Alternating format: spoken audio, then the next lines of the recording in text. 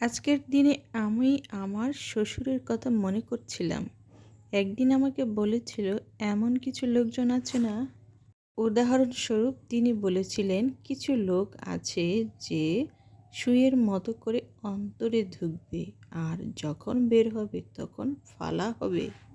তার মানে তিনি এটাই বোঝাতে চেয়েছিলেন যে মিষ্টিমুখ বন্ধুদের কাছ থেকে সবসময় একটু সতর্কতা অবলম্বন করার জন্য। আসলে তিনি তার মানে আমার শ্বশুর অনেক অভিজ্ঞ লোক, অনেক বছরের পুরনো লোক।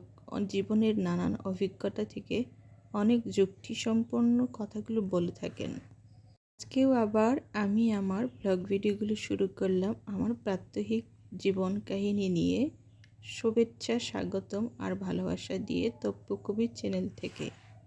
বন্ধুরা কেমন আছেন? আমি তো আমার জীবনযাত্রা ঠিক এইভাবেই রেগুলার চালিয়ে নিচ্ছি আপনাদের দোয়া এবং প্রার্থনায়। আজকে গোসলটা করার পর ভাবলাম যে কিছুটা রেডি হয়ে থাকি আগেই, কারণ আজকেও নাকি মেলা যেতে হবে রোজের সাথে ঘুরতে। বাচ্চারা কত যে মজা পায়, এতটাই মজা পায় এত মানুষগুলো দেখে, আর রঙিন রঙিন খেলনা দেখার পর ওদের মাথা আর ঠিক থাকে না, এটা কিনবো ওটা কিনবো, কত কিছু কিনতে মন চায়। তার থেকে বেশি আমার রোজ পছন্দ করে বাহারি রঙের খাবার খেতে। বাহারি রঙের খাবারগুলো দেখলে বলে, মা এটা খাবো ওটা খাবো আর কত কিছু। গোসল করার পর ঠিক এইভাবে নিজেকে সাজগোজ করে ধরে রাখতে ইচ্ছে করে, কারণ আমারও তো ইচ্ছে করে। গৃহিণী মানুষের কি ইচ্ছে থাকতে পারে না? ঘরের ভিতরেই হচ্ছে আমার অফিস। আমি আমার অফিসটাকে নিজের কন্ট্রোল দিয়ে সবসময় পরিচালনা করি আমার মতো করে। আমি আমার রাজত্ব করি আমার সংসারে। আমার সংসারে কোনো শিডিউল নেই, সব কিছু শিডিউল আমি নিজে থেকেই তৈরি করি, আবার নিজে থেকেই পরিবর্তন করি। থেকে মজাদার অফিস, এর থেকে মজাদার কর্ম আর হতেই পারে না। আমার জীবন আমার মতো করেই চলবে। বাচ্চাদের নিয়ে খুব একটা ঝামেলা হয় না, এখন রোজ নিজে নিজে সব কিছু করতে পারে। গোসলও করে নিয়েছে আজকে। ওর চুলটা আমি এত সুন্দর করে চিরুনি করে দিচ্ছিলাম, বলছিল, মামা তুমি এত যত্ন করে আমার চুল আঁচড়িয়ে দিচ্ছ, আমার খুব ভালো লাগছে। তুমি সুন্দর করে দিতে পারো, আমারটা অতটা সুন্দর হয় না তোমার মতো করে। সব সময় আমার চুলগুলো সুন্দর করে আঁচড়িয়ে দাও, আমাকে দেখতেও ভালো লাগে, আর আমি আঁচড়ালে না কিছুটা বাদ পড়ে যায়।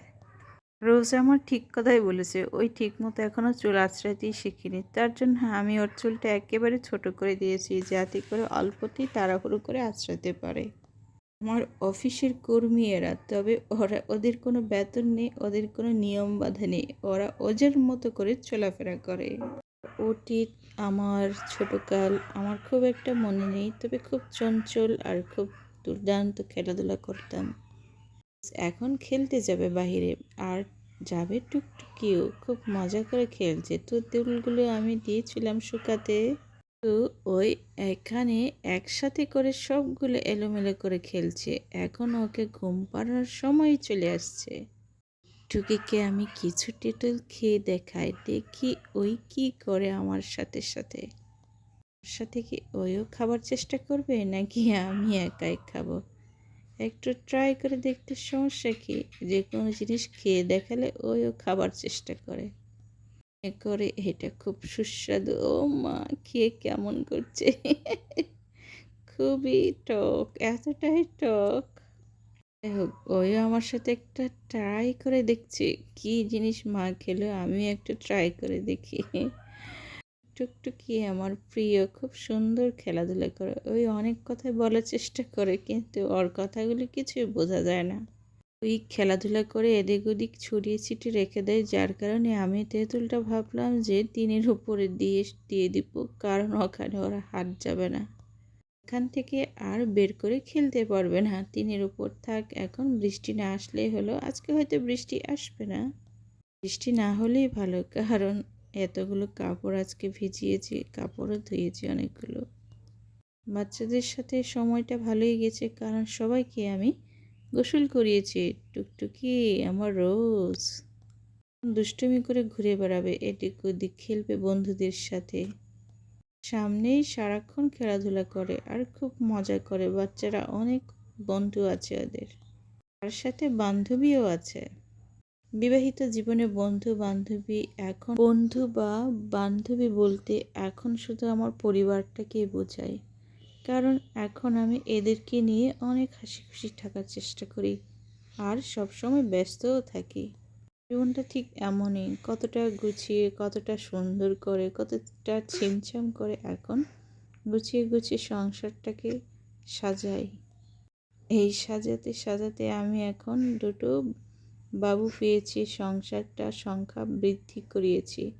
জীবনের সৌন্দর্য ঠিক এখানেই, এদের সাথে খেলাধুলা, এদের সাথে সময় কাটানো। জীবনের প্রতিটা সময় তা অনেক মূল্যবান যদি সেটা যত্ন সহকারে লালিত হয়, পালিত হয়। সংসারটা করার জন্য কত স্বপ্ন দেখেছি, কত ইচ্ছে করেছি, কতটা সময় ধৈর্য ধরেছি, এখন সেই সংসারটাই করছি। কত সুন্দর জীবন। মানুষের চাহিদার শেষ নেই, এত কিছু পাওয়ার পরও আরও চাই, আরও চাই, আমারও চাই। আমি তাদের মধ্যে একজন। চাহিদার শেষ নাই, চাহিদা যত তত পরিশ্রম, আর পরিশ্রম করলেই তো চাহিদা মিটবে, তাই তো? এই যে এইমাত্র আমি সব কিছু গুছিয়ে রাখলাম, বিকাল হতে হতে সবগুলো আবার এলোমেলো হয়ে যাবে। এইটা হচ্ছে আমার টুকটুকিদের কাজ।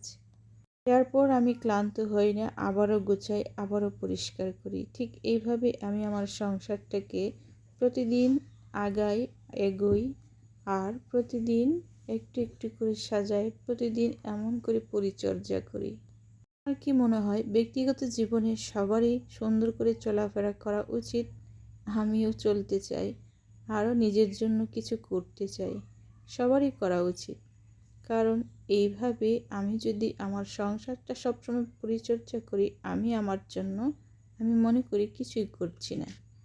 জীবনে বেঁচে থাকার জন্য অবশ্যই অর্থের প্রয়োজন হয়, আর এই অর্থ যদি শুধুমাত্র পরিবারের একজনের উপর নির্ভর হয়, তাহলে সেই সংসারটা কেমন হয়? তাই আছে না, অর্থই হচ্ছে অনর্থের মূল। কিন্তু আজকাল যুগে চলাফেরা করতে হলে একটু সাবলীলভাবে সবার সাথে তাল মিলিয়ে চলতে গেলে অবশ্যই অর্থের প্রয়োজন হয়। তাই আমিও চেষ্টা করি আমি আমার মতো করে কিছুটা আমার স্বামীকে, আমার পরিবারকে একটু পরামর্শ কিংবা ভালো কিছু দিতে। এই ভালো কিছুর জন্যই আমি আমার এই ইউটিউবে আসা, আর আমার বিশ্বাস আমি এখান থেকে একদিন সফল হব। সফলতার জন্য প্রয়োজন সঠিক পরিশ্রম, সঠিক ধ্যান ধারণা আর সঠিক জ্ঞান। এই সব কিছু যদি একসাথে পরিশ্রমের মাধ্যমে কাজ করা যায় না, তাহলে মানুষের সফলতা অনিবার্য। যারা লেগে থাকে তারাই কিন্তু একদিন সফল হয়। সফলতার মুখ আমি আজও দেখিনি, আমি সব জায়গাতেই একবারে অসফল ব্যক্তি। ব্যক্তিগত জীবনে দুটো সন্তান জন্ম দিয়ে সফল হয়েছি, আর যাকে ভালোবেসেছিলাম তার সাথে সংসার করছি। এটাই হচ্ছে আমার জীবনের বড় সাফল্য। এর থেকে বড় সাফল্য আমি কোথাও আশা করি না। আর এখানে হচ্ছে আমি আমার মনের কথাগুলো বলতে পারি। কিছুটা নয়, 100%-এর 50% হচ্ছে আমার শখ পূরণ করার জন্য আমি এখানে সবসময় লেগে থাকি। ভিডিওগুলো হচ্ছে আমার স্মৃতি, আমার দৈনন্দিন জীবনের কর্মকলাপ, আমার চালচলন, আমার সব কিছুই এখানে ভরা থাকলো কিংবা ধরা থাকলো, সব কিছুই আমি গল্প আকারে লিখে রাখলাম, বলে রাখলাম। আরে ভাই, জীবনটা তো আর এত ছোট নয়। জীবনটা আমার মনে হয় অনেক বড়। আমার অনেক কিছু করার বাকি আছে, কিছু করতে আছে, কিন্তু হাতে নাই অর্থ সম্পদ, নাই জ্ঞান, নাকি সৌন্দর্য, সব কিছুই নেই। আছে শুধু চর্চা। তবে আমি না আমার এই চর্চাগুলো সবসময় করে যেতে চাই, চর্চার মাধ্যমে সফল হতে চাই। আমি আমার এই বেড কাভারটা দিয়েছিলাম, অনেকটাই শুকিয়ে গেছে, যদিও আজকে রোদ নেই, কিন্তু শুকিয়েছে, বাতাসের মাধ্যমে শুকিয়েছে, যার কারণে আমি এখন এটা তুলে নিব। আরেকটু হলে এটা ঠান্ডা হয়ে যাবে, তখন আর ভালো লাগবে না। আমি অনেক গল্পই তো করলাম, অনেকেই হয়তো শুনেছেন, অনেকে হয়তো দেখেছেন। যারা আমার ভিডিওগুলো রেগুলার দেখছেন তাদের সবাইকে অনেক অনেক ধন্যবাদ। পরবর্তী ভিডিওতে আবার নতুন ভিডিও নিয়ে আসবো, নতুন গল্প নিয়ে আসবো, নতুন চরিত্র নিয়ে আসবো। আজকে এই পর্যন্তই, অনেক কথা হলো। Tata, bye bye. শুভকামনা রইল আমার প্রিয় বন্ধুদের জন্য।